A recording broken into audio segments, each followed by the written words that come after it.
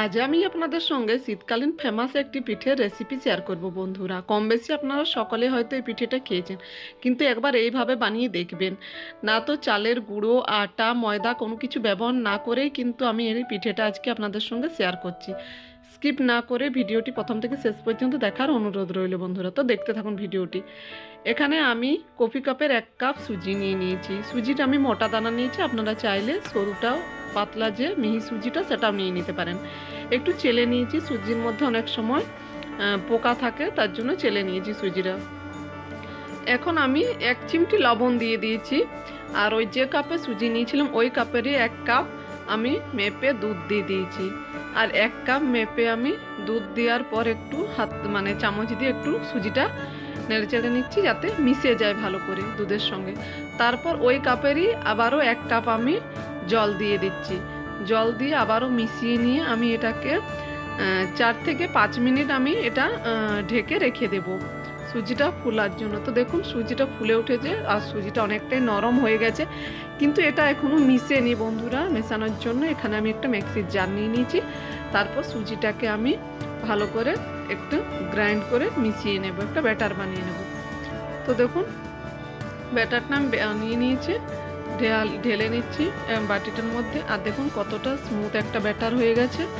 এখন এটাকে আমি একটু হাতা দিয়ে আবারও একটু দেখিয়ে দিচ্ছি আপনাদেরকে যে ব্যাটারটা কীরকম হবে। দেখুন খুব বেশি পাতলাও না আবার গাঢ়ও না।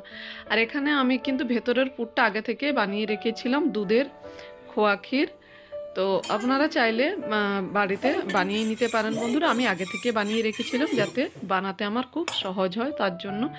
আর তাওয়াটা আমি গরম হতে দিয়ে দিয়েছিলাম। তারপর আমি হাফ চামচেরও থেকেও কম না দেওয়ার মতনই তেল দিয়ে তারপর আমি এখানে দু হাতার মতো ব্যাটার আমি দিয়ে একটা গোল করে বানিয়ে নিয়েছি। এখন আমি এটাকে ঢেকে 2 মিনিটের মতো রান্না করে নেব। 2 মিনিট পর দেখুন ঢাকা খুলে দেখাচ্ছি, ড্রাই হয়ে এসছে। এখন এটাকে একটু পাল্টি করে আমি তারপর আমি খোয়া ক্ষীরটা দিয়ে দিচ্ছি। খোয়া ক্ষীরটা দিয়ে হাত দিয়ে একটু আমি ফোল্ড করে দিচ্ছি। তারপর আমি এটাকে চাটু দিয়ে ফোল্ড করে নেব, যেহেতু খুব গরম আছে বন্ধুরা, হাত দিয়ে ফোল্ড না করাটাই ভালো। আর এইভাবে একবার ট্রাই করে দেখতে পারেন, অসাধারণ লাগে বন্ধুরা। আর এতে কিন্তু ভেঙে যাওয়ার কোনো রকম কোনো সমস্যা থাকে না। আটা, ময়দা, চালের গুঁড়ো দিয়ে বানালে কিন্তু অনেক সময় ভেঙে যাওয়ার ভয় থাকে, অনেকেরই পিঠে ভালো হয় না। কিন্তু এইভাবে আপনারা বাড়িতে ট্রাই করে দেখবেন বন্ধুরা, কোনো রকম কোনো সমস্যা হওয়ার কোনো ভয় নেই ভেঙে যাওয়ার। আর দেখুন কথা বলতে বলতে আমার কিন্তু সবগুলো পিঠে তৈরি হয়ে গেছে।